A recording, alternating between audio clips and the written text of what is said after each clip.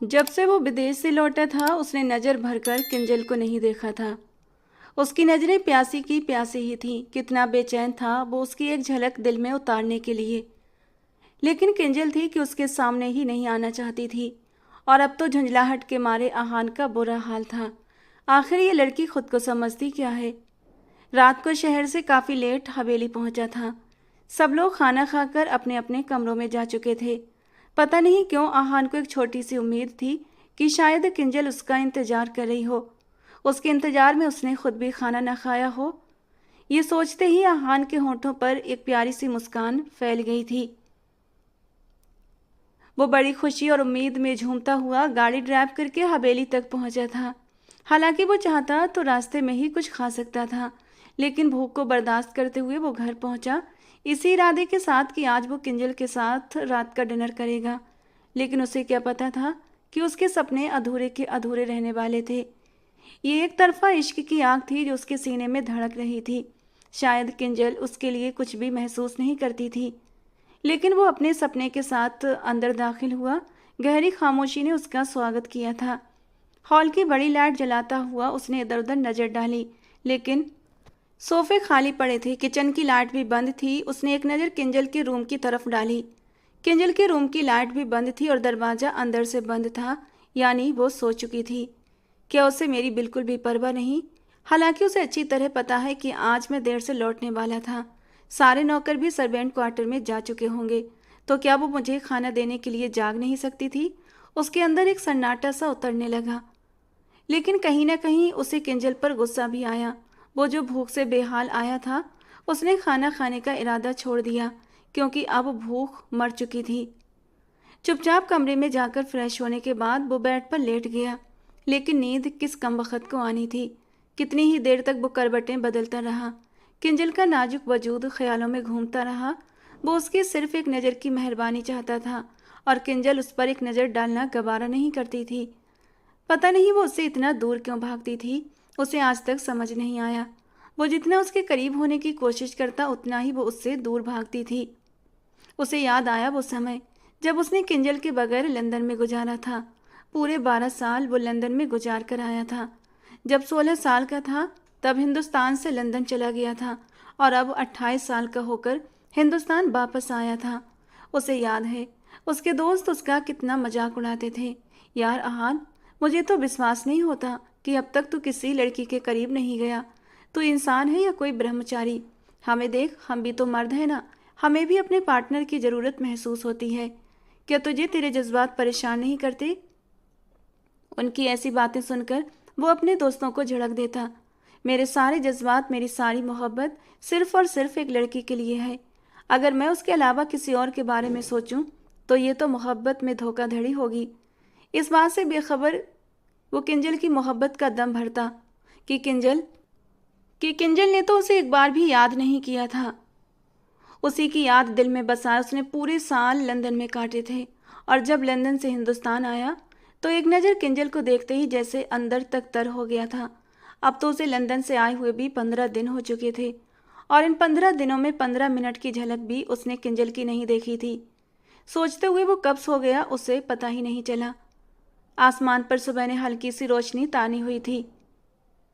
चिड़ियों की चहचहाहट माहौल को और भी खूबसूरत बना रही थी। दूर दूर कहीं बजती मंदिर में आरती की घंटी की आवाज़ किंजल के कानों को बहुत भली मालूम हो रही थी। एक अंगड़ाई लेते हुए वो बिस्तर से उठकर बैठी थी। कंबल हटाते हुए फ्रेश होने के लिए वॉशरूम में चली गई। उसके हमेशा से यही आदत थी, सूरज निकलने से पहले ही उसकी आँख खुल जाती थी, और वो सुबह सुबह फ्रेश होकर सबसे पहले भगवान जी की आरती करती। इस वक्त भी वो नहा धोकर फ्रेश होकर आई और भगवान जी के चरणों में जाकर बैठ गई। उसके मन को बड़ा ही सुकून मिलता था। इस वक्त भी सुबह की आरती करने के बाद उसे ऐसा लगा जैसे उसका मन हल्का हो गया है। सर पर दुपट्टा रखे हुए ही वो जैसे ही बाहर निकली कि उसे चौधराइन जी की आवाज़ अपने पीछे से आती सुनाई दी। किंजल! वो फौरन पलटकर उन्हें देखने लगी और उनके पैरों में झुककर उनसे आशीर्वाद लेने लगी। खुश रहो मेरी बच्ची, भगवान तुम्हारे नसीब अच्छे करें। वो मोहब्बत से उसके सर पर हाथ रखती हुई उसे आशीर्वाद देने लगी। आप कमरे से बाहर क्यों आ गई दादी जी? मैं आपके ही तो पास आ रही थी। किंजल परेशान होती चौधराइन जी से बोली। वो ऐसी ही थी, नरम दिल, सबसे मोहब्बत करने वाली, और फिर जब बात चौधराइन जी की हो तो उसके लिए तो ये बहुत ख़ास थीं। उनके लिए उसका दिल नरम क्यों ना पड़ता, जिन्होंने उस जैसी अनाथ के सर पर हाथ तब रखा था जब उसके अपने भी उसे फेंक कर चले गए थे। वो उसके लिए सब कुछ थी, उसकी पूरी दुनिया। उनके बिना उसका वजूद कुछ भी नहीं था। मुझे मालूम है मेरी बच्ची, तुम मेरे पास ही आ रही थी। वो प्यार से उसका चेहरा अपने दोनों हाथों में थामते हुए बोली थी। फिर उसका हाथ पकड़कर अपने करीब बिठा लिया। उसके हाथ को धीरे से सहलाते हुए वो बड़े ही मोहब्बत भरे अंदाज में बोली, अच्छा सुनो किंजल, आहान रात ही वापस आया है। इस वक्त सविता पीछे हवेली में मेरे साथ दूसरे काम में बिजी है। तो मेरी बच्ची जरा आहान को नाश्ता दे दो। वो भूख के मामले में बहुत ही कच्चा है और तुम जानती हो ना, वक्त पर उसका कोई काम न हो तो हवेली में तूफान मचा देगा। ये कहते हुए चौधराइन जी जहाँ मुस्कुराई थीं वहीं किंजल के होंठ भिंच गए थे। जैसा आपका हुक्म दादी जी। वो मासूमियत से सर झुकाती उनके हुक्म पर किचन में आ गई थी। किंजल बेटा, क्या ये नाश्ता आहान के लिए बना रही हो? क्योंकि तुम तो हॉस्पिटल 8 बजे तक जाती हो और अभी तो सिर्फ 7 बजे हैं। वो जल्दी जल्दी नाश्ता बनाने की तैयारी कर रही थी जब उसे अपने पीछे से गंगा आंटी की आवाज़ सुनाई दी। जी आंटी, दादी जी ने मुझे कहा था तो मैं ये नाश्ता। वो हाथ रोककर सादगी से बोली थी। चलो ये तो बहुत अच्छा हुआ, तुमने मेरा बोझ हल्का कर दिया। उस लड़के ने तो मेरी नाक में दम कर दिया था। ऐसा हंगामा मचा कर रखा है। अब जल्दी जाओ, उसका नाश्ता उसे देकर आओ। वो कहती हुई वहां से चली गई थी और किंजल सर झुकाए नाश्ता जल्दी जल्दी प्लेट में लगाने लगी थी। और फिर अगले ही पल प्लेटें उठाकर आहान के कमरे की बढ़ गई। कमरे के दरवाजे पर पहुंचकर उसने धीरे से दस्तक दी। तभी दरवाजा एक ही सेकंड में खुल गया था, जैसे सामने वाले को पूरा यकीन था कि दरवाजे के उस पार वही खड़ी होगी। किंजल की सांसें थम गईं। काले ट्राउजर, काली ही शर्ट पहने, चौड़े कंधे, गुस्से से भरी आंखें, बिखरे बाल, आंखों में लाल डोरे लिए वो उसे ही घूर रहा था। क्या है? आहान की आवाज गूंजी, लेकिन चाहकर भी वो अपने शब्दों में किंजल के लिए वो रौब और गरज नहीं ला पाया जो दूसरों से बात करते हुए उसके अंदाज का खास हिस्सा थी। किंजल के मामले में वो सदा से नरम और मोहब्बत करने वाला था। उसकी एक झलक ही आहान चौधरी को मोम की तरह पिघला देने की ताकत रखती थी। नाश्ता लाई हूँ आपके लिए। वो जल्दी से ट्रे सामने कर गई। नहीं है भूख मुझे। ये ख्याल रात को क्यों नहीं आया? तब भी मैं भूखा ही था। वो मुंह फुलाकर बोला। आवाज़ थोड़ी और नरम हो गई थी। तो सविता आंटी से कह देते अगर आपको भूख लगी थी। इतनी रात में मैं कैसे आपके कमरे में आपके लिए खाना ला सकती थी? वो जोर देती बोली। जरूरी नहीं है हर भूख का संबंध पेट से हो, कुछ तलब निगाहों की भी होती है जो किसी के दीदार से मिटती है। वो बेबसी से उसके झुके सर को देखता बोला और उसकी बात पर वो लाल पड़ती, उसकी बात की गहराई को अच्छे से समझती। नाश्ता लिए कदम आगे की तरफ बढ़ा गई तो वो दरवाजे पर पहाड़ जैसा खड़ा था। आराम से उसके आगे बढ़ने पर दरवाजे से हट गया। वो सीधे अंदर आती, नाश्ता मेज पर रखती, पलट कर जाने लगी। उसकी इन बातों का किंजल के पास कोई जवाब नहीं होता था। वो बस से जल्द उसके सामने से गायब हो जाना चाहती थी। उसकी नज़रें उसे हमेशा लाल कर दिया करती थीं। सुनो किंजल। उसे अचानक ही आवाज़ आई तो किंजल के कदम थम गए। दिल जोरों से धड़कने लगा। जी? बिना उसकी तरफ देखे बोली। आहान की गहरी नज़रें किंजल के वजूद का जायजा ले रही थीं। सफ़ेद रंग की सिंपल से सलवार सूट में उसका मोमी वजूद अपनी रोशनी बिखेर रहा था और उसके दिल की दुनिया में तूफान मचा रहा था। वो होठों में धीरे से मुस्कुरा दिया। अच्छी लग रही हो। जज्बातों से चूर शब्दों में वो दिल के शब्द जबान पर ले आया था और जल्दी से दरवाज़ा बंद कर लिया, जबकि किंजल ने जल्दी से अपनी आंखें बंद की थीं। चौधरी सूरजभान एक बहुत ही अच्छे इंसान थे, उसूलों पर जान देने वाले और बहुत ही इंसाफ पसंद, हक और सच का साथ देने वाले। उन्होंने कभी गरीब और अमीर इंसान में फ़र्क नहीं किया था। जब भी कोई फैसला किया तो हमेशा ही सच का साथ दिया। यही वजह थी कि उनका इकलौता बेटा विजय चौधरी, जो कि बाप के बाद गांव का चौधरी बनने वाला था, हमेशा माँ बाप के सामने उनके फैसलों पर सर झुकाए रहा। कभी कोई जिद नहीं की, जो कहा चुपचाप मान लिया। उसके उलट उनकी छोटी बहन तानिया की नेचर में थोड़ी जिद और बागीपन था, जिसे चौधरी सूरजभान हमेशा अपने रौब से दबा कर रखते थे।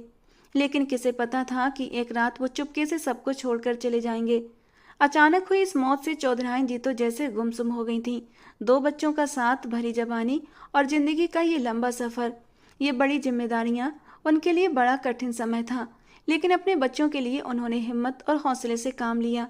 पति के जाने के बाद उन्होंने पूरे गांव की जिम्मेदारी अपने नाजुक कंधों पर ले ली। रिश्तेदारों और गांव वालों और जानने वालों के लिए जितने चौधरी सूरजभान जरूरी थे उतने ही चौधराइन जी जरूरी हो गई थीं। लोग उनका असल नाम तो लगभग भूल ही गए थे। सब उन्हें चौधराइन जी कहने लगे थे। उनका हुक्म सबके लिए पत्थर की लकीर माना जाने लगा। वक्त के साथ बच्चे बड़े हुए तो उन्होंने अपने एक जानने वालों में से अपने बेटे विजय के लिए गंगा को पसंद किया और उसे ब्याह कर हवेली ले आई। शादी के कुछ महीने बाद ही हवेली में खुशियों की जैसे बहार आ गई। गंगा उम्मीद से थी। चौधराइन जी ये खबर सुनते ही भगवान जी के चरणों में गिर पड़ी। वो दादी बनने वाली थीं और ये खुशी उनके लिए बहुत बड़ी थी। पूरे गांव में इस खुशी के लिए मिठाइयाँ बांटी गईं, गरीबों को कपड़े और पैसे बांटे गए। इसी दौरान तानिया की शादी की बात भी चलने लगी थी, जो किसी पास के ही गांव में तय हुई थी, लेकिन तानिया शादी से इनकार करती रही। असल वजह तब पता चली जब चौधराइन सख्ती से पेश आईं। वो किसी और लड़के को पसंद करती थी जो शहर में एक बड़े बाप का बेटा था। हकीकत जानकर चौधराइन जी को जबरदस्त झटका लगा था, लेकिन पति और बेटी की इज्जत की खातिर उन्होंने खुद को संभाला और समझदारी से काम लेते हुए तानिया को उसकी पसंद के साथ शहर विदा कर दिया। जबकि विजय को शादी पर बहुत ऐतराज था, लेकिन माँ के सामने वो भी खामोश रहा। दोनों बच्चे अपने अपने घर के हो चुके थे और खुशी खुशी रह रहे थे। और फिर आहान की पैदाइश से उनकी खुशियाँ और भी डबल हो गईं। चौधराइन जी की खुशी का तो कोई ठिकाना ही नहीं था। आहान, जो बहुत ही खूबसूरत गोरी रंगत वाला, काली काली चमकीली आंखों और शहजादों जैसे नए नक्श रखने वाला, पूरी हवेली और पूरे गांव का लाडला था। हर कोई उसकी नज़र उतारते नहीं थकता था। वक्त का काम है गुजरना और धीरे धीरे वक्त तो गुजरता जा रहा था, लेकिन आहान के बाद गंगा और विजय की जिंदगी में औलाद की दूसरी खुशी नहीं आई। उन्होंने बहुत इलाज करवाया, लेकिन डॉक्टर का कहना था अब आपकी वाइफ दोबारा प्रेग्नेंट नहीं हो सकती। चौधराइन जी का दिल बुझ गया था। हालांकि विजय जी और गंगा जी ने आहान में ही अपनी खुशी ढूंढना शुरू कर दी और भगवान का फैसला दिल से स्वीकार कर लिया। लेकिन चौधराइन जी अपने दिल का क्या करती, जिनमें एक पोती की चाहत बसी हुई थी। गांव में एक मंदिर था जिसके दर्शन के लिए हर साल लोगों की बहुत भारी भीड़ लगती थी। लोगों की मान्यता थी कि उस पहाड़ी पर बने शिव जी के मंदिर में माथा टेकने से सबकी इच्छाएं पूरी होती हैं, और ये दिन साल में सिर्फ एक बार ही आता था। और उस दिन बहुत ज़्यादा भीड़ लगती थी। अपने को अपना नहीं समाता था। तरह तरह के आए लोग वहाँ पर नजर आ रहे थे। कोई जल चढ़ा रहा था तो कोई माथा टेक रहा था, कोई रो रहा था तो कोई गिड़गिड़ा रहा था, तो कोई गरीबों में दान पुण्य कर रहा था। हर कोई अपनी अपनी खुशियों को पूरा करने के लिए इस मंदिर में भगवान जी के सामने माथा टेकने आया था। तो वहीं एक तरफ लाइन में कुछ भिखारी भी बैठे हुए थे। उनके चेहरे पर इस वक्त एक आस और उम्मीद थी। ये दिन उनकी जिंदगी का सबसे बड़ा दिन होता था। एक ही दिन में उन्हें इतना कुछ मिल जाता था कि वो 3-4 महीने भी बैठकर खाते तो आराम से खा सकते थे, और इसके बदले वो लोगों को ढेर सारा आशीर्वाद भी देते थे। चौधराइन जी भी गरीबों को खाना और पैसे बांट रही थी। इसी चाहत में आई थी कि वो भगवान जी से एक पोती की गुहार लगाएंगी। जैसे ही वो मंदिर से बाहर आई तो एक तरफ उन्हें कोने में किसी बच्चे की रोने की आवाज़ आई। अरे चुप हो जा बदनसीब, यहाँ हमारा कोई ठिकाना नहीं, तुझे कहाँ से पालें। इस कड़कदार आवाज़ पर चौधराइन जी और उनकी नौकरानी चौंक कर पीछे पलटे थे। वो शायद इस मंदिर का सफाई कर्मचारी था, जो छोटी सी चादर में लिपटे बच्चे को झिड़कता, हाथों में लिए जोर जोर से हिलाता डुलाता बोल रहा था। अरे इतने छोटे से बच्चे को ऐसे क्यों कह रहे हो? शायद उसे भूख लगी हो, उसकी माँ से कहो इसे दूध पिलाए। चौधराइन जी को बड़ा गुस्सा आया था और इसीलिए वो गुस्से से उस आदमी के पास जाकर बोली, चौधराइन जी, ये 1 महीने की बच्ची है, इसका कोई वारिस नहीं। इसे कल कोई यहाँ इस पेड़ के पास रात के अंधेरे में छोड़कर चला गया था। पता नहीं वो कौन बदनसीब माँ बाप थे जिन्होंने इस देवी की कदर न की। कल रात से ये बच्ची मेरे पास है, न दूध पी रही है ना ही संभलने में आ रही है, और अब तो ये बच्ची बुखार से भी तपने लगी है। भगवान ही जाने इसकी क्या किस्मत है। मंदिर में सफाई करने वाले उस आदमी ने उसे हिलाते जुलाते अफसोस से कहा, लेकिन चौधराइन जी को उसके शब्दों की तेजी दिल में चुभती हुई महसूस हुई। वो तो जैसे तड़प उठी थी। ऐसे मत कहो, हो सकता है मेरे भगवान ने इस बच्ची के नसीब में बहुत अच्छा लिखा हो, तभी तो ये यहाँ तक चली आई। वो आदमी के हाथ से बच्ची को लेती हुई ममता भरे अंदाज में बोली थी और चादर हटाकर उसे देखा, जो चौदहवीं के चांद की तरह रोशन दिखाई दे रही थी। एकदम गुलाबी गुलाबी खूबसूरत नए नक्श वाली, जिसका चौड़ा माथा था, कान के पास एक छोटा सा काला तिल जैसे नज़र का टीका लगाया गया हो। चौधराइन की गोद में आते ही वो जैसे चुप हो गई थी और धीरे धीरे नींद की गोद में उतरने लगी। चौधराइन जी को इतनी मासूम खूबसूरत बच्ची देखकर गहरा सदमा लगा था। वो उन्हें कोई अच्छे घराने की मालूम हुई। ये बच्ची मेरे साथ जाएगी, मेरी हवेली में, चौधराइन जी ने हुक्म दिया, जबकि वो आदमी तो खुशी और हैरानी से उन्हें देखने लगा। आप बहुत बड़े दिल की मालिक हैं चौधराइन जी, भगवान आपकी हर इच्छा पूरी करे। आपने इस लावारिस बच्ची के सर पर हाथ रखकर इसकी किस्मत खोल दी। वो आदमी उन्हें ढेरों सारी दुआएं देता अपने काम में मगन हो गया। चौधराइन जी बच्ची को बहलाती हुई अपनी गाड़ी में आ बैठी थीं। उसे अपनी बाहों में भरते जिस मोहब्बत और अपनेपन का उन्हें एहसास हो रहा था, वो बयान करना मुश्किल था। सारे रास्ते वो उसे अपने सीने से लगाए बैठी रहीं। अरे ये बच्ची किसकी है माँ जी? तभी विजय अपने 5 साल के बेटे आहान की उंगली थामे वहां आते बोले, विजय ये मेरी बेटी है, मेरी छोटी सी प्यारी सी गुड़िया, मेरा सब कुछ। वो बड़े ही मोहब्बत से डूबे शब्दों में बोली। मैं समझा नहीं माँ जी, वो हैरानी से बच्ची को देखते हुए बोले। मतलब कि आज से ये तुम्हारी भी बेटी है? चौधराइन जी मुस्कुराई। अरे माँ जी पता तो चले ये बच्ची है किसकी, कहाँ से लाई हैं आप इसे? और फिर चौधराइन जी ने उन्हें सारी बात बता दी, जिसे सुनकर उन्हें बहुत अफसोस हुआ और दुख भी हुआ। वो बच्ची सचमुच चांद का टुकड़ा थी। चौधराइन जी ने नौकरानी से कहकर गांव की एक औरत की, जो कि हाल में जचकी कर चुकी थी, उसे बुलवाया और उस बच्ची को दूध पिलाने की जिम्मेदारी उसे तब तक के लिए दे दी जब तक उसका कोई दूसरा हल न निकल आता। माँ जी अगर कल को उसके कोई बारिश निकल आए और उन्होंने हक जताया तो? विजय जी गहरी संजीदगी से बोले। तब का तब देखी जाएगी। अगर कोई निकल भी आया तो उसका ऐसा हाल करूंगी कि मुंह छुपाकर भाग जाएगा। चौधराइन जी के खतरनाक तेवर देखकर विजय जी मुस्कुरा उठे। चौधराइन जी ने उस बच्ची के सर से कई नोट बांटते हुए गरीबों में बांट दिए। बच्चे पेट भर के दूध पीने के बाद ऐसे चैन की नींद सोई जैसे अपनी माँ की आगोश में हो। ये तो बिल्कुल बिल्ली का बच्चा है, एकदम मुलायम सफ़ेद गोरी। इसका नाम क्या है? छोटे से आहान को वो बच्ची बहुत पसंद आई थी। वो शौक भरी नज़रों से उसे देखता हुआ बोला, हाँ बिल्कुल जैसा मेरा शेर आहान है, ये भी बिल्कुल बिल्ली के बच्चे जैसी है। वो मुस्कुराकर उसका गाल चूमती हुई बोली, इसका नाम तो मैं किंजल रखूंगी। किंजल का मीनिंग जानते हो बेटा? उन्होंने आहान के गाल को खींचते हुए पूछा। नहीं दादी जी, क्या मीनिंग होते हैं किंजल के? किंजल के मीनिंग होते हैं कोई अनमोल मोती, और ये मेरे लिए किसी अनमोल मोती से कम नहीं है। बस इसीलिए मैं इसका नाम किंजल रखूंगी। उन्होंने उसे मतलब समझाते हुए किंजल के माथे को चूम लिया था। क्या मैं इसे गोद में उठा लूं? वो मासूमियत से बोला। चौधराइन जी मुस्कुराती हुई किंजल को उसकी गोद में दे गईं, जो खुशी से चहकता हुआ उसे प्यार करने लगा। वक्त आगे की ओर सरकता जा रहा था। चौधराइन जी की मोहब्बत के साय में दोनों बच्चे पलकर तेजी से बड़े हो रहे थे। आहान की रगों में जहाँ चौधरी का खून था, वहीं उसका मिजाज भी उनके जैसा ही था। वो किंजल पर अपनी पूरी मिल्कियत और रौब दबदबा दिखाता। जहाँ वो नन्ही परी ढेरों मासूमियत लिए उसकी दोस्त, उसकी हमराज, उसका सब कुछ थी, वहीं वो उस पर कड़ी निगरानी के साथ उसके साथ साय की तरह लगा रहता। हर पल उसकी सुरक्षा करता। उसे कहाँ पढ़ना है, कहाँ जाना है, किसके सामने आना है, किससे बात करनी है, यहाँ तक कि चौधराइन जी भी उसके सामने जवाब देने की पाबंद होती थीं।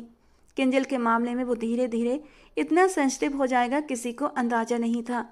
सब यही समझते थे कि वो अपने दादा चौधरी की खूबियां रखता है, लेकिन वो तो मासूमियत और लड़कपन में ही किसी और डगर पर चल पड़ा था, जिसका एहसास और किसी को तो नहीं, लेकिन थोड़ा थोड़ा चौधराइन जी को जरूर हुआ था।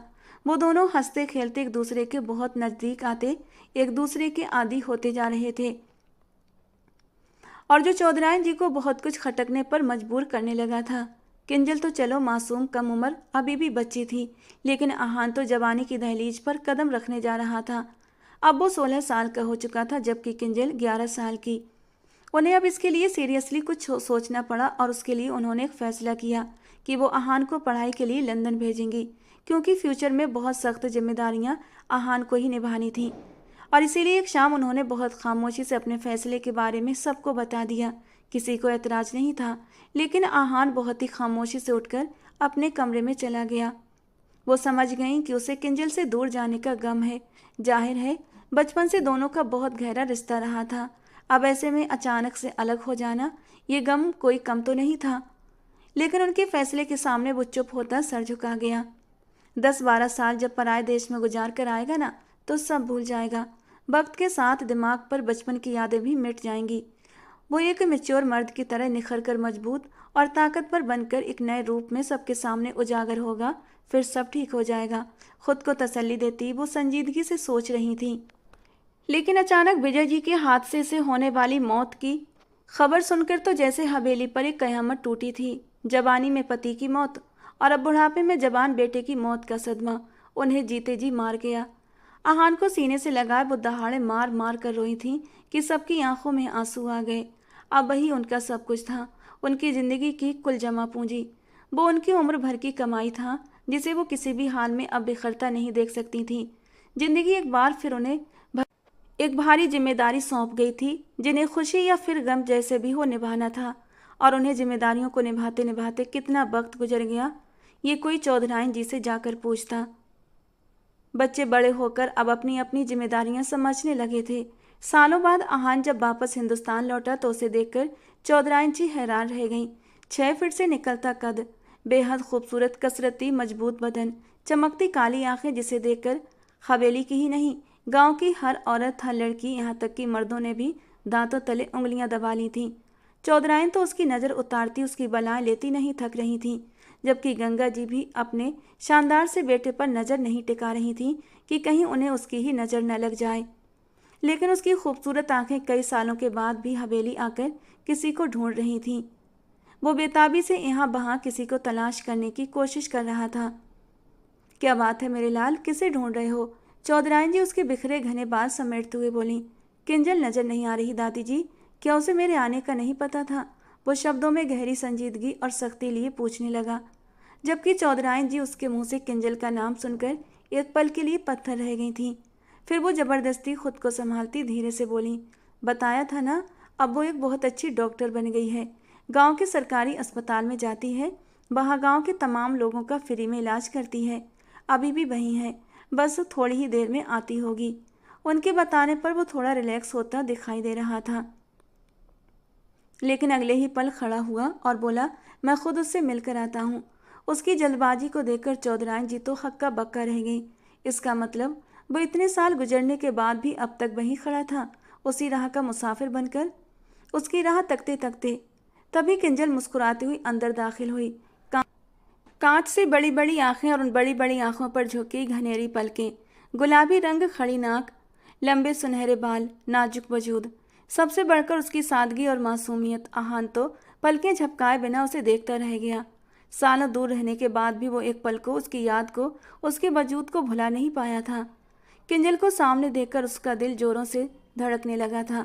एक अजीब सा सुरूर उसके पूरे वजूद में दौड़ गया था। चौधरी आहान, कैसे हैं आप? वो एकदम सामान्य शब्दों में पूछ रही थी और आहान को लगा जैसे अभी उसका दिल फड़फड़ाकर किंजल के कदमों में जा गिरेगा। ठीक हूँ, तुम कैसी हो? मोहब्बत और जज्बों से भरे शब्दों में वो नजरें उस पर टिकाए उसे देख रहा था। उसके मुकाबले में किंजल बिल्कुल नॉर्मल अंदाज में उससे मिलती हुई अपने कमरे में चली गई, जबकि चौधराइन जी बस खामोशी से ये सब देखती रहीं। रात के खाने के बाद वो अपने कमरे में बैठी कोई किताब पढ़ रही थी जब उसके दरवाजे पर हल्की सी दस्तक हुई थी। इस वक्त कौन आ गया? वो खुद से बड़बड़ाती हुई गले में दुपट्टा डालकर गेट खोलने के लिए आगे बढ़ी थी। जैसे ही दरवाज़ा खोलती है तो सामने आहान खड़ा मुस्कुरा रहा था। उसे देखकर वो एकदम से सहम गई। चौधरी आहान, आप? हाँ मैं, ये कॉफ़ी लाया था बनाकर कि दोनों मिलकर साथ पियेंगे। अंदर आ जाऊं? हाथ में कॉफ़ी के 2 मग पकड़े वो चमकती आंखों से इजाज़त मांग रहा था। इतनी रात को आपको मेरे कमरे में नहीं आना चाहिए, किसी ने देख लिया तो उंगलियां उठेंगी। आपका तो कुछ नहीं जाएगा, मुझ पर अगर लोगों ने उंगली उठाई तो दादी जी की परवरिश पर बात आएगी और मैं ऐसा नहीं चाहती। वो थोड़े सख्त अंदाज में बोली, फिर जो इल्ज़ाम और उंगलियां उठेंगी उन्हें ज़मीन में जिंदा दबा दूंगा। अभी मैं जिंदा हूँ, तुम पर कोई भी सवाल उठाएगा तो आंख उठाने की भी हिम्मत नहीं कर सकता। इसलिए इन बेकार की सोचों को दिमाग से निकाल दो। वो किंजल से भी ज़्यादा सख्त अंदाज में कहता वापस पलट गया और उसे भी हाथ पकड़कर अपने साथ वहीं एक तरफ बाहर ले जाता कुर्सी पर खींचकर बिठा दिया। मेरे दोस्तों को वहाँ मेरे हाथ की कॉफ़ी बहुत पसंद थी, अक्सर मुझसे बनवा कर पिया करते थे। अब मेरी इकलौती और सबसे ख़ास दोस्त तुम हो तो मैं ये कॉफ़ी बनाकर तुम्हारे पास चला आया। दीवार से टेक लगाए वो कॉफ़ी पीने के साथ उसे टकटकी बांधे देखकर बोला, बचपन बहुत पीछे रह चुका है चौधरी आहान, और हम वक्त से बहुत आगे बढ़ गए हैं। अब हमारे बीच दोस्ती जैसा कोई जज्बा नहीं होना चाहिए। आप यहाँ के चौधरी बनने वाले हैं, आपकी बहुत बड़ी जिम्मेदारियां हैं गांव के लिए। मैं इन बेकार की हरकतों को ना तो पसंद करती हूँ और ना ही मैं इनमें आपका साथ दूंगी। ये आखिरी बार है, इसके बाद आप मेरे करीब मत आइएगा। वो सर झुकाए अटल अंदाज में बोली। चौधरी तो बन जाऊंगा, एक बार तुम्हें अपने नाम तो कर लूं, उसके बाद ऐसी ऐसी हरकतें न सिर्फ मैं करूंगा बल्कि तुमसे भी करवाऊंगा। वो अर्थपूर्ण अंदाज में बोलता किंजल का दिल बंद कर गया था। किंजल फटी आंखों से उसे देखने लगी और हकलाई कि क्या मतलब है आपका? क्यों, तुम नहीं जानती या फिर जानबूझकर भोली बनने का नाटक कर रही हो?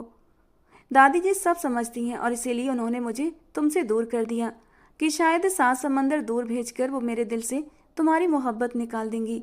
लेकिन ऐसा मुमकिन नहीं किंजल। मोहब्बत अगर सच्ची हो तो वो लाख जतन कर लो, फूंक झाड़ कर लो, लेकिन ख़त्म नहीं होती, बल्कि इसकी आग और भी भड़क जाती है। खैर, तुम्हें यही बताने आया था, वरना मैं इतना पागल और फ्री इंसान तो हूँ नहीं जो इतनी रात को यहाँ तुम्हारे साथ बैठकर बातें करूँ। मर्द ऐसी बेकार की हरकतें सिर्फ अपनी मनपसंद औरत के साथ ही करता है। बहुत जल्द मुझे चौधरी के पद पर आना है। फिर मैं दादी जी से बात करूँगा हमारी शादी की। बस तुम तैयार रहना। ज़्यादा नहीं, बस तुम्हारी हाँ चाहिए, बाकी मैं सब संभाल लूँगा। वो बड़े ही लापरवाह अंदाज में उसे गहरी नज़रों से देखता ऐसे बोल रहा था जैसे बहुत ज़रूरी मसले को डिस्कस करने आया हो। वहीं किंजल की तो जैसे दुनिया ही हिल गई थी। चौधरी अहान, मुझे इस तरह की बातें बिल्कुल पसंद नहीं। आपको शर्म आनी चाहिए। जब वो बोली तो उसकी आवाज़ काँप रही थी। क्यों? दुनिया की तमाम लोग शादियाँ करते हैं, घर बसाते हैं, बच्चे पैदा करते हैं। मैं या तुम कौन सा अनोखा कर रहे हैं जो मैं शर्म करूं? अब तुमको ज़्यादा ही ओवर रिएक्ट कर रही हो। शादी के बाद तुम्हें सब अच्छा लगेगा। अच्छा, अब मैं चलता हूँ, गुड नाइट। अपनी बात तो निडर अंदाज में कहता हुआ वो बिना उसकी राय जाने एक घमंडी राजा की तरह चल पड़ा। किंजल के तो जैसे कानों से धुआं निकलने लगा था और गाल तपने लगे थे। उसके बाद से तो ये सिलसिला जैसे चल पड़ा। वो कभी भी कहीं भी उससे मिलने पर और अपनी मोहब्बतें और चाहतों का इजहार बड़ी ही लापरवाह अंदाज से करना नहीं भूलता था। किंजल उसकी बढ़ती बेखौफी और जज्बों को देखकर अंदर ही अंदर डरती रहती। उसे समझ नहीं आ रहा था कि कैसे उसे समझाए कि उनके बीच जमीन आसमान का फर्क था। वो आसमान पर चमकने वाला चांद तो वो जमीन की खाक थी। उनका मिलन नामुमकिन था। जबकि आहान चौधरी तो इस फर्क को भुलाए जैसे अपने इश्क की आग में अंदर ही अंदर जल रहा था। वो कैसे भी बस अपने और किंजल के रिश्ते को नाम देकर उसे अपने नाम बनाकर अपने पास रखना चाहता था। सविता आंटी, ये दूध गंगा आंटी को देना है। उनके सर में दर्द है तो वो दवाई ले लेंगी और उनसे कहना कि दूध गर्म है तो जल्दी ही पी लें, वरना ठंडा हो जाएगा तो वो नाराज़ होंगी। उन्हें ठंडा दूध पसंद नहीं और एलर्जी भी है। वो दूध का गिलास सविता को पकड़ाती हुई उसे समझा रही थी। किंजल मैडम, ये एलर्जी क्या होता है? सविता मुंह बनाए बोली। वही जो किंजल को आहान से होती है और इसीलिए मुझसे दूर दूर भागती है। अचानक आहान किचन में आता जोर से बोला तो वो दोनों चौंक उठी। अरे चौधरी साहब, मैं समझी नहीं। सविता दुपट्टा मुंह पर रखते हुए हंस पड़ी। सविता आंटी, तुम जाओ, जिसे समझना था उसने समझ लिया। वो हल्का सा हंस दिया। तभी सविता के पीछे वो भी किचन से बाहर निकलने लगी। तुम कहाँ चली? अभी तो रुको, सुबह से इन गाँव वालों के पीछे अपना खून जलाए रखती हो। अभी तो जाकर तुम्हारा दीदार नसीब हुआ है तो दिल को कुछ सुकून मिलता है। कुछ वक्त रुककर मेरे दिल की दवा भी तो करो। वो मोहब्बत भरी नज़रों से उसे देखते हुए उसके रास्ते में दीवार बनकर खड़ा होता शरारत से बोला, अपनी इज्जत का ख्याल नहीं तो कम से कम मेरी और चौधराइन जी की इज्जत का ही ख्याल रख लो। वो दांत पीसकर निकलने की कोशिश में थी, जो पूरा रास्ता रोक कर खड़ा हुआ था। इज्जत का ख्याल है तभी इतना कुछ बर्दाश्त कर जाता हूँ। तुम जिस तरह से बात करती हो मुझसे, ये अंदाज मुझे बिल्कुल भी पसंद नहीं। तुम जिस तरह मेरे जज्बों की और मेरी मोहब्बत की तौहीन करती हो, मुझे अच्छा नहीं लगता। मैं ज़बरदस्ती राहों का मुसाफिर नहीं बना। ये तो भगवान ने मेरे दिल में तुम्हारी मोहब्बत डाली है, जिस पर मेरा कोई जोर नहीं। आहान की आवाज़ जैसे आंधी की गरज थी। चेहरे पर वही तेज चमक जिसे देखकर बड़े बड़े थर थर काँपते थे। उसे सख्त नज़रों से घूरता वो लंबे लंबे कदम भरता वहाँ से चला गया। किंजल अचानक ही दीवार से लगती गहरी सांसें लेने लगी। एक तो इस लड़के ने उसे सूली पर लटकाया हुआ था। वो उसकी जिद्दी तबीयत और जुनून से अब डरने लगी थी। इस सरफरे चौधरी से किसी भी चीज़ की उम्मीद की जा सकती थी। किंजल दादी जी की उम्र भर की इज्जत मिट्टी में मिलाना नहीं चाहती थी। और वो था कि हर बार सामने आ जाता। अब तो वो किसी भी बात से नहीं डरता था और उसके बहुत करीब आकर अपनी मोहब्बतों का उसे यकीन दिलाता था। लेकिन किंजल का खून सूख जाता था। क्या हुआ मेरी बच्ची, आज कुछ ज़्यादा ही थकी हुई लग रही हो। अभी हॉस्पिटल से आई थी और आते ही सीधा दादी जी की गोद में सर रखे आंखें बंद कर गई थी। वो प्यार से उसके लंबे बालों को संवारती हुई पूछने लगी। बस दादी जी क्या बताऊं, गांव के लोग साफ सफाई का ख्याल नहीं रखते, जिसकी वजह से बीमार हो जाते हैं। फिर रोते हुए आते हैं कि ये हो गया वो हो गया। वो हंसकर बोली तो दादी जी भी हंस पड़ी। बस मेरी बच्ची, कुछ ही वक्त की बात है, फिर तू पराए घर विदा हो जाएगी तो मेरे सर से भी बोझ थोड़ा हल्का हो जाएगा। फिर वहाँ अपना ये डॉक्टरी का शौक पूरा करती रहना। चौधराइन जी की बात सुनकर किंजल का दिल एकदम सिकुड़ गया। न जाने क्यों उनकी बात से दिल इनकारी होता अपना सर पटकने लगा कि वो क्यों उसे पराए घर विदा करने का ख्याल जाहिर कर रही हैं। उसे यहाँ से कहीं भी नहीं जाना था। वो हमेशा हमेशा इसी हवेली में उनके पास रहना चाहती थी। लेकिन उनके फैसले पर उनकी बात का जवाब देना किंजल की आदत नहीं थी। वो खामोशी से सर झुका गई। जाओ किंजल बेटा, खाना खाकर आराम करो, वो उसके बाल सहलाती मोहब्बत भरे अंदाज में बोली तो वो बेदिली से उठकर डाइनिंग रूम में आ गई। उसे भूख तो लगी थी, लेकिन चौधराइन जी की बातों से जैसे उसकी भूख मर गई थी। मजबूरन कुर्सी खींचकर बैठ गई। नौकरानी खाना लगाने लगी। मेरा भी खाना लगा दो। वो अभी अभी बाहर से लौटा था, काले रंग की शर्ट और वाइट कलर की पैंट में। उसकी कद काठी और भी मजबूत नजर आ रही थी। इस रंग में चेहरा और भी खिला खिला नजर आ रहा था। उसकी आवाज़ पर किंजल ठिठक गई। वो ठीक उसके सामने कुर्सी खींचकर बैठा उसे शरारती नज़रों से देखने लगा। लेकिन किंजल अपनी धुन में मगन उससे नज़रअंदाज किए जल्दी जल्दी खाने में बिजी थी। वो जल्द से जल्द खाना ख़त्म करके यहाँ से भागना चाहती थी। आराम से खाओ लड़की, खाना कहीं भागा तो नहीं जा रहा। खाना खाते हुए अपने आसपास भी नज़र दौड़ा लिया करो। शरारती अंदाज में बोलता वो उसे ऊपर से नीचे तक घूर भी रहा था। असल फसाद की जड़ ये नज़र ही तो है। वो सुकून से बोली। मुझे देखने से कौन सा फसाद फैल जाएगा, वो दांत पीसता हुआ बोला। यही तो है असल फसाद, यहीं से असल फसाद शुरू होता है चौधरी जी। जो चीज़ पहुँच में ना हो उसे देखने से इंसान की ख्वाहिश जागेगी, इंसान के अंदर उसे पाने की आग लगेगी। फिर वो अपने लोगों की बातों का डर, यहाँ तक कि इज्जत की भी बाजी लगा देगा। उसे किसी का डर नहीं रहेगा। अपनी ख्वाहिश पूरी करने के लिए वो किसी भी हद से गुजर जाएगा। वो बिना लगे लिपटे बोली थी। इतना सीधा बनना भी अच्छा नहीं होता। वो नाराज हुआ था। और निडर होना भी अच्छी बात नहीं। वो तुरंत बोली, तुम शुरू से ही डरपोक रही हो, दूसरों के फैसलों पर सर झुकाने वाली, डर डर कर जीती रही हो। और ऐसे लोग कभी भी खुद के लिए जी नहीं सकते। वो हमेशा के लिए दूसरों के गुलाम बनकर रह जाते हैं। आहान का चेहरा अब गुस्से से लाल हुआ था। बिल्कुल, क्योंकि मेरे रगों में इस खानदान का खून नहीं है। मैं इस खानदान का हिस्सा नहीं। ये तो आप चौधरियों पर जचता है। मुझ लावारिस अनाथ को ज़मीन से उठाकर इज्जत दी, उसे पाल पोस कर अपना नाम दिया। मैं अगर सारी ज़िंदगी भी इस हवेली के लोगों की सेवा करते गुजार दूं तो उनका एहसान नहीं चुका सकती। वो सख्त अंदाज में कहती खड़ी हुई। किंजल, आहान की आवाज़ सदमे से भरी हुई थी। और हाँ चौधरी आहान, ज़मीन की खाक सर पर मत चढ़ाइए, ये सिर्फ बर्बादी की निशानी है। मुझे दादी जी ने अपनी इज्जत बनाया, ऐसा कुछ भी मत करें कि उनकी इज्जत पर आंच आ जाए। मैं ये कभी बर्दाश्त नहीं करूँगी। वो कहते कहते जैसे कमज़ोर सी पड़ गई थी, जबकि आहान बैठा उसे देखता रह गया। वो अपनी जात को किस खोल के पिटारे में रखती थी उसे आज मालूम हुआ था। दादी जी ने तो कभी कोई फ़र्क नहीं रखा, न जात पात का, न अपने और गैर का। जितना प्यार मुझे या बुआ के बच्चों को दिया उतना ही तुम्हें दिया। हमेशा तुम्हारी बात को अहमियत दी, हर जिम्मेदारी तुम्हें सौंपी, तुम्हें काबिल बनाया, तुम पर अंधा विश्वास किया।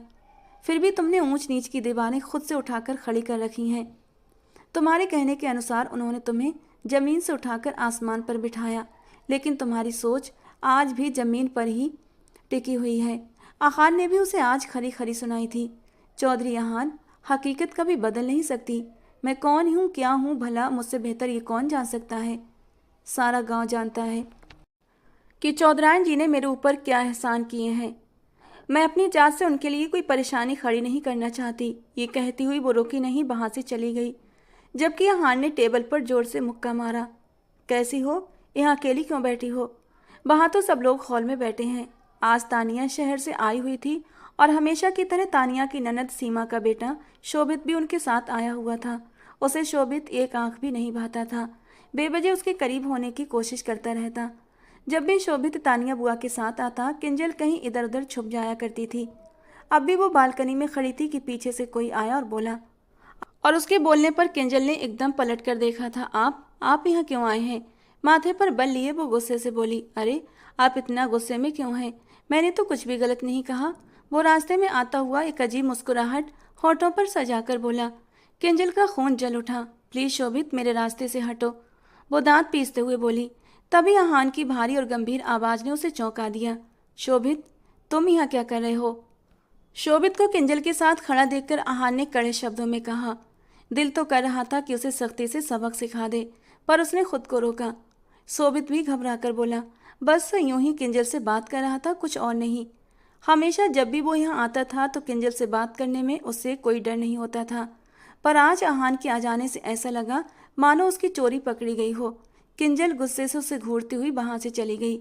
आगे से अगर तुम्हें इस हवेली में किसी से बात करते देखा तो मैं यहाँ तुम्हारा हवेली में आना हमेशा हमेशा के लिए बंद करवा दूंगा, आहान ने बेहद कड़े शब्दों में कहा था। बुआ जी के साथ आते हो ना, तो बुआ जी जहाँ बैठी हैं वहीं उनकी हदों तक रहा करो। इधर उधर मुंह मारने की कोशिश मत करना, वरना मेरे गुस्से के लिए तैयार रहना, वो गुस्से से बोला और जाने लगा। अरे आहान, तुम तो बिल्कुल बदल गए हो। ऐसा लगता है जैसे तुम्हारे दादा की मरी हुई आत्मा तुम्हारे अंदर आ गई है। माहौल को सामान करने की कोशिश में शोभित हंसकर बोला। आत्मा का तो पता नहीं, लेकिन हाँ, मैं चौधरी सूरज भान का पोता जरूर हूँ, और चौधरियों का खून मेरी रगों में दौड़ता है। इसीलिए मुझसे नरमी की उम्मीद मत रखना। रिश्तों की बात आई तो मैं कुछ नहीं देखूंगा, अपनी कड़क आवाज में कहता हुआ वो वहां से चला गया था। जबकि उसका ये रौब और दबदबा देखकर शोभित का दिल तो जैसे धड़कना ही भूल चुका था उसके गुस्से को देखकर। और मामा, किंजल का कहीं कोई रिश्ता देखा या नहीं? अरे जवान बच्ची है, उम्र निकल गई तो कौन करेगा उससे शादी। जल्द से जल्द कोई रिश्ता देखकर इसे फ्री करें, या फिर सारी जिंदगी ही इसे अपनी नौकरानी बनाकर रखेंगे। तानिया अपने यही अंदाज में अपनी माँ गंगा जी से बोली। तानिया, जुबान को लगाम दो। किंजल मेरी पोती है, मेरी बेटी से बढ़कर है।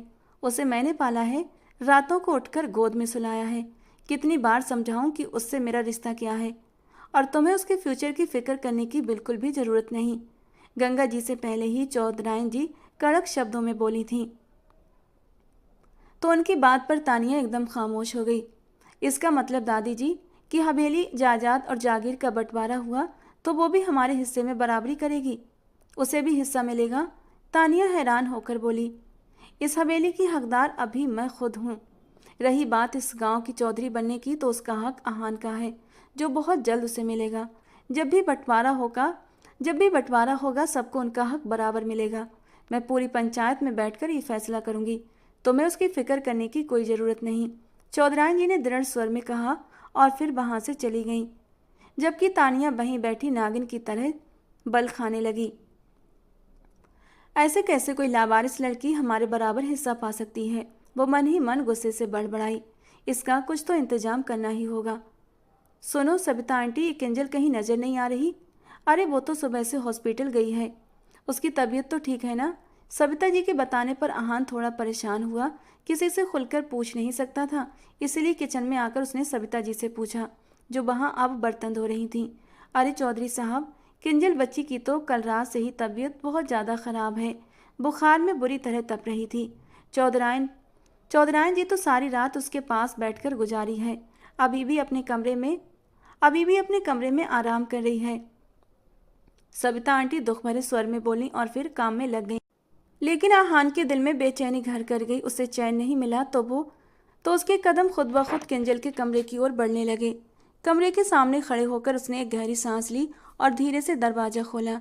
किंजल को बिस्तर पर सोते देखा तो उसके दिल की दुनिया ही बदल गई। किंजल, उसने धीमी आवाज में पुकारा। वो शायद दवा के असर से गहरी नींद में थी। चेहरे पर मासूमियत लिए वो बहुत ज़्यादा प्यारी लग रही थी। आहान उसके करीब खड़ा उसे गौर से देखने लगा। उसके चेहरे पर किंजल के लिए इज्जत और सम्मान के कई रंग झलक रहे थे।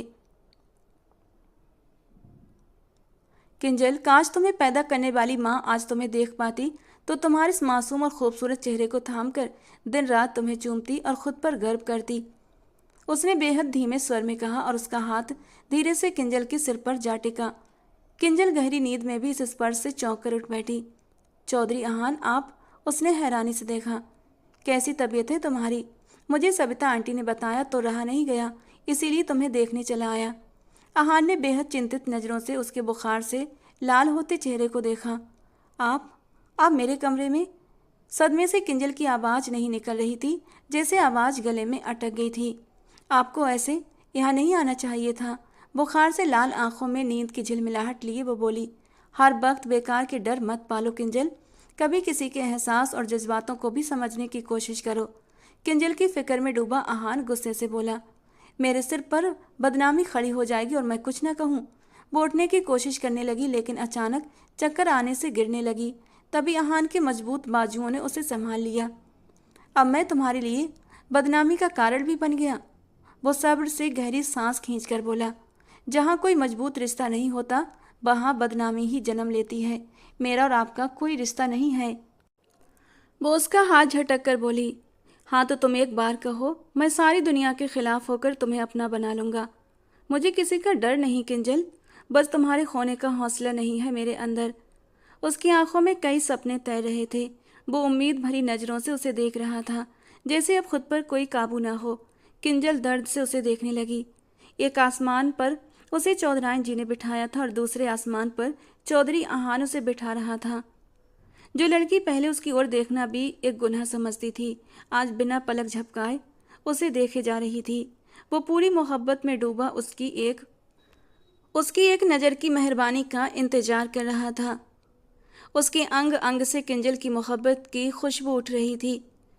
किंजल की जगह अगर कोई और लड़की होती तो अभी इस पल पर खुद पर गर्व महसूस करती, खुशी से झूम उठती। लेकिन किंजल उन खुशकिस्मत लड़कियों में से नहीं थी जो मोहब्बत का हाथ थाम लेती।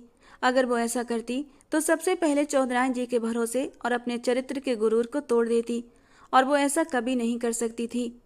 दिल पर पत्थर रखकर उसने उसका बड़ा हुआ हाथ झटक दिया और कमरे से निकल गई, जबकि अहान टूटी डाल की तरह बिस्तर पर गिर गया और खाली निगाहों से दरवाजे को देखता रह गया। किंजल दरवाजे से निकलकर सीधी चौधराइन जी के कमरे में पहुंची। बात अब बहुत ज़्यादा आगे बढ़ चुकी थी। इससे पहले कि कुछ गलत हो जाता, उसने चौधराइन जी को भरोसे में लेने का फैसला किया।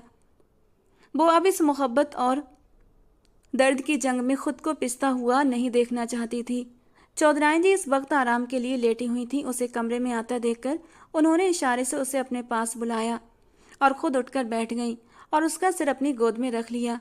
क्या बात है मेरी जान, तबीयत कैसी है तुम्हारी? कहो तो शहर के डॉक्टर के पास ले चलूं? वो उसके बालों में उंगलियां फेरते हुए बोली। किंजल की आंखों से आंसू मोती बनकर उनकी गोद में गिरने लगे। क्या बात है किंजल, सब ठीक तो है ना? तुम रो क्यों रही हो? चौधराइन जी परेशानी से बोली। दादी जी, अगर मैं आपसे कुछ कहूँ तो क्या आप उस बात पर मेरा यकीन करेंगी? किंजल के ठहर ठहर कर कहे शब्दों ने उन्हें और भी बेचैन कर दिया। किंजल, तुम्हें कहने की ज़रूरत नहीं मेरी बच्ची, तुम्हारी हर बात पर मुझे खुद से भी ज़्यादा यकीन है, वो सच्चाई से बोली। दादी जी, बात ही कुछ ऐसी है जिसे सुनकर इंसान यकीन न करने को मजबूर हो जाए। किंजल धीमी आवाज़ में बोली। जो भी बात हो किंजल, मेरा तुम पर भरोसा इतना कमज़ोर नहीं कि किसी के कहने से डगमगा जाए। तुम मेरी परवरिश हो, मुझे तुम पर पूरा विश्वास है कि तुम ऐसा कुछ नहीं करोगी जिससे कि मेरी परवरिश पर उंगली उठे। उनके अंदाज पर किंजल ने सुकून की सांस ली। मैं ये बात आपकी जानकारी में बहुत पहले लाना चाहती थी दादी जी, लेकिन खुद में इतनी हिम्मत नहीं जुटा पा रही थी कि ये सब कुछ आपके सामने कह सकूं। मैंने सोचा था कि वक्त के साथ सब ठीक हो जाएगा। जिम्मेदारियों के बोझ और ऊंचे पद पर आने के बाद शायद वो खुद बदल जाएंगे, अपनी नादानी का एहसास होने पर पीछे हट जाएंगे। लेकिन ऐसा नहीं हुआ।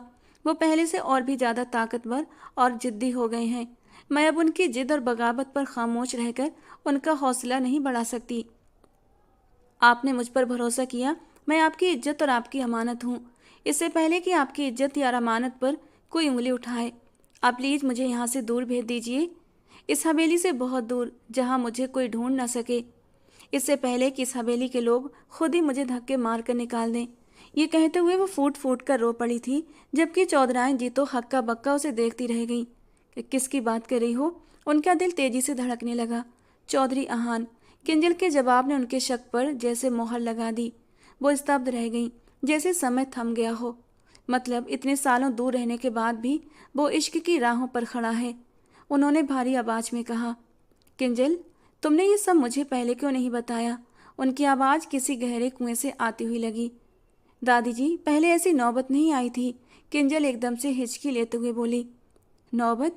वो उसके बात पर बुरी तरह हैरान हुई थी। वो आज मेरे कमरे तक चले आए थे। जानती हैं, उनके शब्दों में आज बगावत थी। उनकी आंखों में सब कुछ तहस नहस कर देने की आग थी। उन्हें अब न अपनी इज्जत का ख्याल है और न मेरी। वो बरसों की इज्जत को अपने हाथों से मिट्टी में मिलाने को तैयार हैं। दादी जी, मैं क्या करूं? किंजल ने आज सारे राज खोल कर रख दिए थे और अपने जमीर का बोझ हल्का कर लिया था। अब चौधराइन जी जो भी फैसला करें, वो हर चीज़ से आज़ाद हो चुकी थी। ठीक है बेटा, फिर तैयारी कर लो मेरी बच्ची, इस हवेली को छोड़कर जाने की। बिल्कुल उसी तरह जैसे हर बेटी एक दिन अपने माँ बाप को छोड़कर अपने असली घर जाती है, उन्होंने ठंडे लेकिन दृढ़ स्वर में कहा। किंजल समझ न पाई, बस उन्हें हदपिरत नजरों से देखती रह गई। कुछ दिनों की खामोशी के बाद चौधराइन जी ने आखिरकार अपनी इज्जत को बेदाग रखने का रास्ता ढूंढ लिया। तानिया की ससुराल से तानिया की ननद के बेटे का रिश्ता किंजल के लिए बहुत पहले से आया हुआ था। पहले चौधराइन जी ने इस बात पर ज़्यादा ध्यान नहीं दिया था, लेकिन अब गहराई से सोचने के बाद उन्होंने इस रिश्ते पर हाँ कर दी और इसी वजह से तानिया अपनी ननद की फैमिली के साथ पूरे तौर तरीके से हवेली रिश्ता लेकर पहुंच गई थी। इत्तफाक से उस वक्त तो ना तो आहान घर पर मौजूद था और ना ही किंजल। चौधराइन जी ने लड़के की रजामंदी जानने के बाद ये रिश्ता पूरी तरह से पक्का कर दिया था और मेहमानों को विदा कर दिया। लेकिन जैसे ये खबर आहान के कानों तक पहुंची, हवेली में एक तूफान मच गया था। उसका खतरनाक रूप चौधराइन जी ने पहली बार देखा था। ये कैसे हो सकता है दादी जी? आप किंजल का रिश्ता कैसे तय कर सकती हैं? उसकी तेज आवाज़ से हवेली की दीवारें कांप उठीं। मैं तुम्हारे ऐतराज़ की वजह नहीं पूछूंगी आहान, चौधराइन जी ने दृढ़ स्वर में कहा। बस ये पूछूंगी, क्या उसे भी मेरे इस फैसले से ऐतराज है? आहान सवालिया नज़रों से दादी को देखने लगा। देखो आहान, मेरे शेर बेटे, जैसे मैं एक चौधरी के उसूलों की तरह खुद भी उसूल पसंद और इंसाफ पसंद भी हूँ, वैसे ही आज भी अपने फैसलों पर कायम हूँ। सालों पहले मेरी अपनी औलाद ने भी अपनी पसंद से शादी की थी। जब बात इज्जत पर आई तो उसे अपना राज खोलना पड़ा। उसने कई रिश्तों को ठुकराया, पर मैंने वजह नहीं पूछी, सिर्फ इतना कहा कि जिसके साथ वो विदा होना चाहती है उसे मेरे सामने लेकर आए। अगर वो इंसान खुद आकर उसका हाथ मांगे और ये इकरार करे कि वो भी उसे दिल से चाहता है, तो मुझे कोई ऐतराज नहीं। और ऐसा ही हुआ था। वो इंसान उसके साथ वफादार निकला। उसने आकर उसका हाथ मांगा और मैंने भी अपनी बेटी को धूमधाम से विदा कर दिया, क्योंकि मैं जानती थी इनकार या खिलाफ होने का कोई फ़ायदा नहीं। मुझे हमेशा ही अपनी इज्जत का डर लगा रहता और इसीलिए मैंने वो डर ही ख़त्म कर दिया। वो बात करते करते कुछ पल के लिए रुकी और गहरी सांस ली। आज सालों के बाद मुझे वही डर तुम्हारी तरफ से लग रहा है और इसीलिए मैं तुम्हारे ऐतराज़ की वजह नहीं पूछूंगी, बल्कि यही कहूँगी, अगर मेरे इस फैसले से उसे भी इनकार है तो लेकर आओ उसे सामने, ताकि दूध का दूध और पानी का पानी हो सके। अगर वो भी तुम्हारे साथ वफादार है तो मैं वही फैसला करूंगी जिसमें तुम दोनों की खुशी होगी। चौधराइन जी ने ठंडे शब्दों में कहकर बात खत्म कर दी, जबकि आहान वहीं सन्न खड़ा रह गया। चौधराइन जी ने तो जैसे हवा पलट कर रख दी थी। हवेली वालों ने कभी किसी के कदमों में जंजीरें नहीं डाली थीं, फिर भी अब फैसला सुना दिया गया था। आहान किसी आंधी तूफान की तरह हवेली से बाहर निकल आया। जब गंगा जी उसके पीछे पीछे आई थीं और बोली, आहान बेटा, कहाँ जा रहे हो? वो गाड़ी स्टार्ट करता हुआ बोला, डूबने से पहले बचने के लिए हाथ पैर मार रहा हूँ। इतना कहकर उसने गाड़ी तेज गति से चला दी, जबकि गंगा जी डूबते हुए दिल से उसे देखती रह गईं। उन्हें कुछ भी समझ नहीं आ रहा था। किंजल का नाम उसके मन में गूंज रहा था। किंजल, किंजल। उसे अस्पताल में दाखिल होते हर तरफ किंजल किंजल की पुकार करने लगा, जबकि चौधरी आहान की आवाज़ सुनते ही वो दौड़ी आई थी और बोली, मुझे तुमसे ज़रूरी बात करनी है, चलो। आहान ने उसकी कलाई पकड़कर कमरे में वापस ले आया। आहान, क्या आप होश में हैं? ये क्या तरीका है बात करने का? किंजल ने उसके हाथ झटकते हुए कहा, भाड़ में गया सब कुछ, चलो मेरे साथ, मैं तुम्हें लेने आया हूँ। अपना सामान उठाओ, ये मोबाइल, ये पर्स लो। उसने उसके हाथ में चीज़ें थमाते हुए कहा, जबकि किंजल तो हक्का बक्का सी खड़ी थी। लेकिन कहाँ? हमारी शादी का फैसला सुनाने, दादी जी को, और जो रिश्ता आया है उसे अस्वीकार करने के लिए, उसने मजबूती से कहा। मैं ऐसा कुछ नहीं करने वाली, आप जा सकते हैं यहाँ से, किंजल ने जल्दी से नजरें चुराते हुए कहा। आखिर किसको धोखा दे रही हो तुम, मुझे या खुद को? क्या मैं नहीं जानता कि तुम भी मुझसे मोहब्बत करती हो? आहान गुस्से की हद तक पहुंच गया और अपने कंधे उसके कंधे के पास ले आकर उसे बुरी तरह झंझोड़ कर रख दिया। मैं तुमसे मोहब्बत नहीं करती आहान चौधरी, किंजल ने रोते हुए कहा, और ना ऐसी गलती कभी कर सकती हूँ। आपके और मेरे बीच जमीन आसमान का फर्क है। आपके सारे जज्बात एक तरफ हैं, इस सफर में आप अकेले हैं। वो गुस्से और दर्द भरी आवाज में बोली। इसका मतलब तुम्हारे दिल में मेरे लिए कुछ भी नहीं? वो बेबस सा हो गया था। नहीं, किंजल के जवाब पर वो लड़खड़ाते कदमों से पीछे हटा था। माफी चाहती हूँ चौधरी साहब, उसने सर झुकाकर उसके सामने अपने दोनों हाथ जोड़ दिए और फिर तेजी से कमरे से निकल गई, जबकि एक आंसू चुपचाप आहान की आंखों से टूटकर उसके गालों पर आया था। शोभित और किंजल का रिश्ता तय होते ही दोनों घरों में शादी की तैयारियां शुरू हो गईं। आहान के दिल से चौधराइन अच्छे से परिचित हो चुकी थीं और इसीलिए वो हालात को और बिगड़ने का मौका दिए बिना जल्द से जल्द किंजल को विदा कर देना चाहती थी। किंजल अब ज्यादातर चौधराइन जी के साथ ही उनके कमरे में वक्त गुजारती। वो हर काम उससे पूछ कर रही थी। फर्नीचर, शादी के कार्ड, यहाँ तक कि ज्वेलरी भी उसकी पसंद से तैयार करवाई गई थी। इस सब के बावजूद वो बिल्कुल चुप, किसी गहरे ख्यालों में डूबी रहती। कभी कभी चौधराइन जी को लगता है शायद आहान की तरह वो भी उसके साथ कोई जिद या नाराजगी पाल रही है। कहीं किंजल भी तो आहान को पसंद नहीं करती, ये सोच उन्हें बुरी तरह बेचैन कर जाती। लेकिन फिर सोचती कि इस रिश्ते के लिए तो खुद किंजल ने ही रजामंदी दी है। ये सोचते हुए वो खामोश हो जाती। आहान सुबह सवेरे हवेली से निकलकर जाता और रात गए तक वापस लौटता था। वो अंदर से जैसे पूरी तरह टूट चुका था। हर किसी ने उससे बात करने की कोशिश की, लेकिन उसका ठंडा अंदाज और आंखों की बेबाकी देखकर कोई उसके सामने बोल ही नहीं पाता था। हाय, कैसी हो किंजल? वो किसी काम से हवेली के पीछे की ओर आई थी जब उसे एक अनजानी मर्दाना आवाज अपने करीब से सुनाई दी। वो घबराकर पलटी तो हैरान रह गई। शोभित खड़ा था। आप यहाँ? शोभित को हवेली में देखकर उसने हैरत से पूछा। हाँ, मोम के साथ आया था आपकी कुछ चीज़ें देने, तो सोचा आपसे मुलाकात भी कर ली जाए। आखिर हमारी शादी जो होने वाली है, वो मुस्कुराते हुए बोला। उसकी नज़रें किंजल पर बुरी तरह टिकी हुई थीं। किंजल खुद में सिमट गई। पता नहीं क्यों उसके बात करने और करीब आने के अंदाज में किंजल के दिल में एक अजीब सी घबराहट उभर आई थी। मैंने शुरू से तुम्हारे जैसी खूबसूरत लड़की की चाहत की थी किंजल, और जब तुम्हें देखा तो जैसे मैं पागल हो गया था। अक्सर तन्हाई में तुम्हें सोचता हूँ तो मेरे जज्बात बुरी तरह बहकने लगते हैं। तुम्हारी जुदाई में तो लगता है कुछ कर बैठूंगा।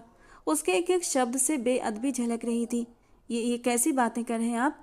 मैं आपकी अभी कुछ भी नहीं लगती, तो प्लीज़ मुझसे इस तरह की बातें मत करें। किंजल के माथे पर बल पड़ गए। अरे, अभी बीबी नहीं हो तो क्या हुआ, बन जाओगी। दिन ही कितने रह गए हैं, अब कंट्रोल नहीं होता यार। तुम इतनी खूबसूरत हो कि तुम्हें देखते ही इंसान बहक जाए। वो बेहयाई से बोला।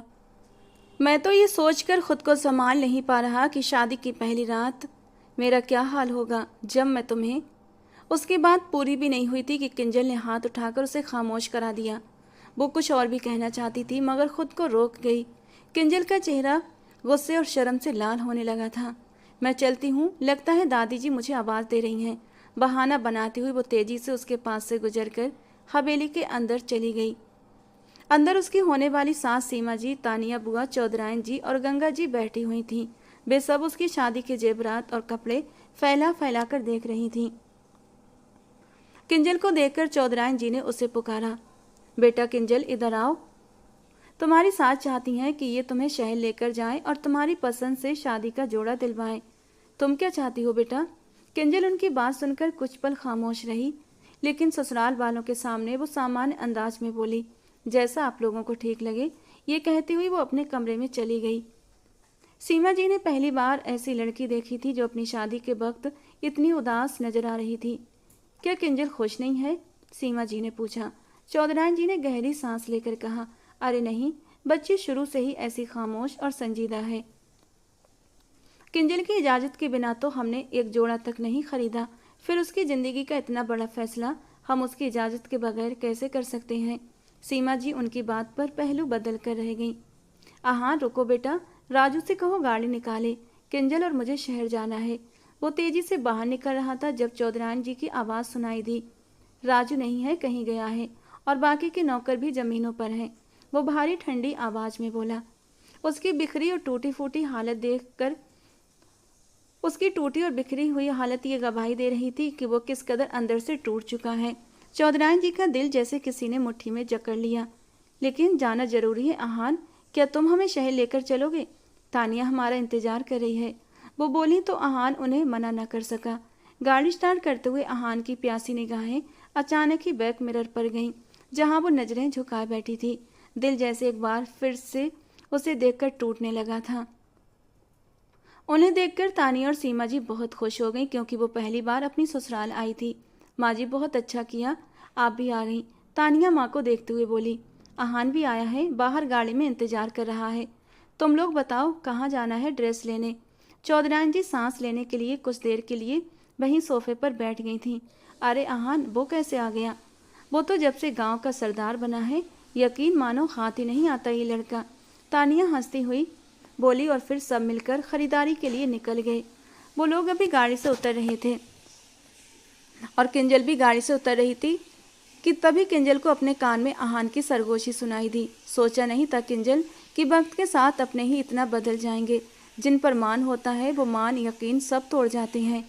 खैर जाओ, आज से तुम्हें अपने दिल के तमाम जज्बों और ख्वाहिशों से आहान चौधरी ने आज़ाद कर दिया। लेकिन याद रखना, अब मुझ पर जिंदगी की हर खुशी हराम है। दर्द से कहता, पल भर को नज़र भरकर उसे देखता, गाड़ी से उतर गया। किंजल कितनी ही देर तक पत्थर बनी खड़ी वहीं खून के आंसू पीती रही। फिर उन्हें शॉपिंग करते हुए काफ़ी रात हो गई थी, जबकि किंजल की सास जिद करने लगी कि वो लोग आज रात को उनके ही घर रुक जाएं, सुबह होते ही निकल जाना। अरे अम्मा जी, हम पराए थोड़ी हैं, रुक जाए ना प्लीज़। अरे तानिया, बात अपने पराए की नहीं है, किंजल दुल्हन है। कल इसकी शादी की रस्में शुरू हो जाएंगी। हमारे यहाँ तारीख रखते ही दुल्हन घर से बाहर नहीं निकलती, अब शगुनी मानी जाती है।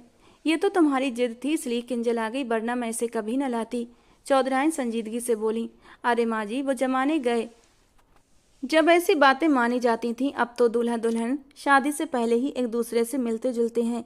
इस बार किंजल की होने वाली सास बोली तो चौधरायन जी कुछ कहने ही वाली थीं। अम्मा जी मान जाए ना, वो इतना कह रही हैं तो। आहान अगर जाना चाहता है तो उसे भेज दें, सुबह राजू आ जाएगा। नहीं नहीं, फिर आहान भी यहीं रुकेगा। उसके आराम का इंतजाम करो, थक गया होगा। वो बहुत ही मुश्किल से कहीं आता जाता है। तानिया और किंजल की सास उन लोगों के आराम का इंतजाम करने के लिए उठकर खड़ी हुई। आहान को बहुत गुस्सा आ रहा था। एक तो सारा दिन वो दिमागी थकान का शिकार रहा था किंजल को देख देख कर, ऊपर से वो अब और रुकने का कह रहे थे। वो गुस्से से टहलता कुर्सी पर बैठ गया, लेकिन नींद आंखों से कोसों दूर थी। किंजल काफ़ी थकी हुई थी, इसलिए फौरन ही बेड पर लेटते ही सो गई थी। सब लोग अपने अपने कमरों में चले गए, जबकि तानिया अपने घर चली गई थी। रात के लगभग 2 बज रहे थे जब शोभित नशे में चूल लड़खड़ाता घर में दाखिल हुआ, जबकि किंजल की सास गुस्से से उसे देखकर बोली, शर्म करो शोभित, अब तुम शादीशुदा होने वाले हो। इस तरह की हरकतें रहीं तो लोग तुम्हारे मुंह पर थू थू करेंगे। तुम्हारे ससुरालियों ने देख लिया तो रिश्ता अलग जाएगा, इज्जत की धज्जियां भी उड़ जाएंगी। सीमा जी गुस्से से बोली। उन्हें कैसे पता चलेगा? वो एकदम हंसते हुए बोला, तुम्हारी दादी सास और होने वाली बीबी यहीं ठहरे हुए हैं, शॉपिंग करते हुए लेट हो गए थे इसीलिए रुक गए। तुम्हारे बारे में पूछ रहे थे, लेकिन मैंने झूठ बोल दिया कि तुम मीटिंग में हो। अब जाओ अपने कमरे में, सुबह अपने होलिये को सही करके उन लोगों के सामने आना। सीमा जी कहती हुई अपने कमरे में चली गई, लेकिन शोभित का नशे में डूबा दिमाग एक ही बात पर ठहर गया, होने वाली बीबी। अपने कमरे में आता, शर्ट उतार कर फेंकता, सिगरेट पीने लगा। उसका दिमाग और उसके अंदर की हवस उसे बार बार बहकाने लगी। नशा जब दिमाग पर चढ़ा तो उसे पागल करने लगा। वो धीरे से उठा, अपनी नशीली चाल चलता वो सारे रूम की चाबियां ढूंढकर किंजल के रूम को ढूंढने लगा। उसके अंदाजे के अनुसार वो पहले ही पोर्शन में उसके कमरे तक पहुंच चुका था। ताला खोला तो सामने ही बेड पर किंजल बिना दुपट्टे के बहुत ही आराम से बेखबर सो रही थी। उसे देखते ही शोभित पर शैतानी सवार हुई। वो धीरे से अपनी होने वाली बीबी की तरफ बढ़ा। वहीं आहान जो बेचैनी की वजह से जाग रहा था, अचानक किंजल की शोर मचाती तेज आवाज पर घबराकर बाहर आता उसके कमरे की तरफ भागा, जहां से आवाजें आ रही थीं। जाओ यहाँ से, क्या कर रहे हो? कोई है, बचाओ मुझे, वो चिल्ला रही थी। तुम्हें कोई नहीं बचाने आएगा। अरे ऐसे क्यों रो रही हो? जैसे मैं कोई गैर हूँ। शादी होने वाली है हमारी, बाद में भी तो यही सब कुछ मैं ही करूँगा, तो आज ही क्यों ना कर लें। वो शैतानियत से बोलता उसकी तरफ बढ़ा, तभी आहान दरवाजे को जोर से लात मारता हुआ अंदर आया। किंजल अंदर का मंजर देखते ही उसकी आंखों में खून उतर आया। शोभित का हाथ किंजल के मुंह पर था और वो बिना दुपट्टे के उसके सामने तड़प रही थी। आहान दीवाना सा होता आगे बढ़ा और एक जोरदार घूंसा उसके मुंह पर मारता चला गया। शोभित तो आहान को देखते ही सदमे में चूर हो गया था। उसे नहीं पता था कि आहान भी घर में ही मौजूद होगा। वो उसे मारता जा रहा था। आज तक मैंने उसे कभी हाथ नहीं लगाया, कभी बुरी निगाह से नहीं देखा, और तूने उसकी इज्जत पर वार किया। मैं तेरी जान ले लूंगा। आहान जैसे पागल हो चुका था। आहान क्या हो गया, क्यों मार रहे हो उसे? चौधराइन जी, सीमा जी आवाजें सुनती हुई नंगे पैर भाग आई थीं, लेकिन किंजल की हालत देखकर उनकी आंखें फटी की फटी रह गईं। उसकी आस्तीन फटी हुई थी, बाल बिखरे और चेहरे पर उंगलियों के निशान थे। चौधराइन जी तो कांप उठी थीं। दादी जी, मैं इस कुत्ते का खून पी जाऊंगा। इसने मेरी किंजल की इज्जत पर हाथ डालने की कोशिश की। मैं इसका वो हाल करूंगा कि इसकी 7 नस्लें याद रखेंगी। आहान की आंखें और जिस्म के एक एक हिस्से से आग से भड़क रही थी। हाय मेरा बच्चा। सीमा जी जल्दी से आहान को शोभित से अलग कर गईं। शोभित का चेहरा खून से भर चुका था। आहान ने जल्दी से अपना कोट उतारा और किंजल के वजूद पर डाला और उसे तड़प कर उठाता खुद के पीछे ऐसे छुपा गया कि कोई उसके अलावा उसे दूसरा देख न सके। ये झूठ बोल रहा है। मैं तो सोने के लिए जा रहा था, तो ये इन दोनों की बातों की आवाज़ें मैंने सुनी। मैंने दरवाज़ा खोलना चाहा तो ये लॉक था। चाबियां लाकर मैंने दरवाज़ा खोला तो ये दोनों छुप छुप कर रंगरलियां मना रहे थे। मुझे देखकर ये दोनों अब सारा इल्जाम मेरे ऊपर थोप रहे हैं, जबकि किंजल और आहान तो अपनी जगह जम गए थे। चौधराइन जी को अपना कमजोर सा शरीर गिरता हुआ महसूस हुआ। तौबा है, लड़की के ये लक्षण। वो तो अच्छा हुआ असलियत शादी से पहले नजर आ गई। न जाने दोनों ने हवेली में आपकी नाक के नीचे कितनी ही बार एक दूसरे के साथ। सीमा जी अपने बेटे के गुनाह पर पर्दा डालते हुए बोली कि तभी चौधराइन जी की दहाड़ती हुई आवाज पर वो वहीं दुबक गईं। बस बहुत हुआ सीमा, अपनी जबान को लगाम दो। जानती हो तुम किसकी परवरिश पर उंगली उठा रही हो? मेरी। चौधराइन जी की आवाज में गरज थी। ये 2 टके की लड़की न जाने किसका गुनाह है। आपको इस पर यकीन है, मुझ पर नहीं। और तभी चौधराइन जी का हाथ उठा और सीमा जी के मुंह पर एक निशान छोड़ गया। 2 टके की मेरी बेटी नहीं, बल्कि तुम्हारा बेटा है। ये किसी का गुनाह नहीं, बल्कि मेरे अच्छे कर्मों का फल है। और देखो, तुम जैसे घटिया लोगों का चेहरा मेरे भगवान ने कैसे दिखा दिया। मेरी बच्ची की इज्जत, उसकी जिंदगी बर्बाद होने से बचा ली। मुझे अपने बच्चों पर पूरा विश्वास है। सीमा, अगर ये गुनहगार होते तो अपनी मोहब्बत को मेरे फैसलों पर कुर्बान न करते। इन्होंने तो मेरी इज्जत की खातिर अपने इश्क, अपने दिल को जला लिया, खुद को फना कर दिया, लेकिन कभी गुनाह नहीं किया। तुम्हारे बेटे का किरदार साफ नजर आ रहा है कि इस वक्त वो नशे में है। उन्होंने नफरत से शोभित को देखते हुए कहा, आज और अभी मैं अपनी बच्ची का रिश्ता तुम लोगों से तोड़ती हूँ। कहाँ है मेरी बच्ची के सुहाग का जोड़ा? उनकी बात पर सीमा जी और शोभित दंग रह गए, और तभी उनकी नज़र किंजल के कमरे के टेबल पर रखे शादी के जोड़े पर गई थी।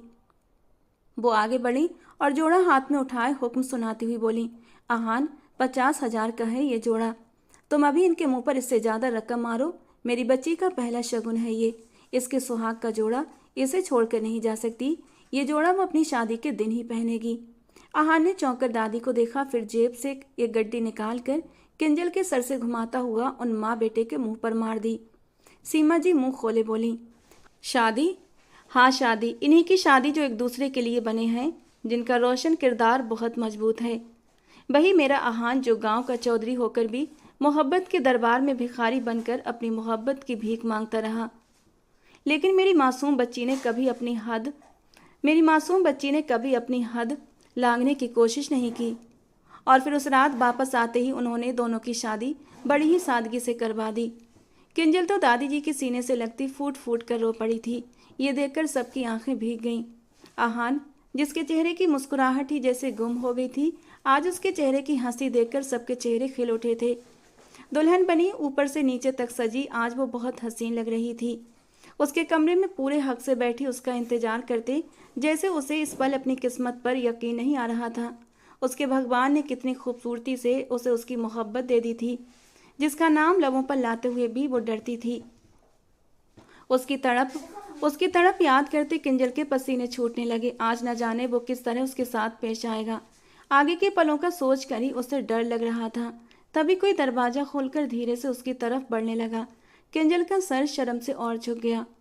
ज्यादा मत झुको, कहीं कमर में लचक ही ना आ जाए तो मेरी हसीन रात के सपने धरे के धरे रह जाएंगे।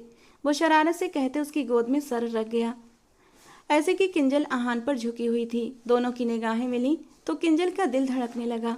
मुझे यकीन नहीं आ रहा किंजल, जिस दुआ को मैंने नादानी से अपने भगवान से मांगता रहा हूँ, आज वो इतने हसीन रूप में पूरी होती मेरे सामने बैठी है।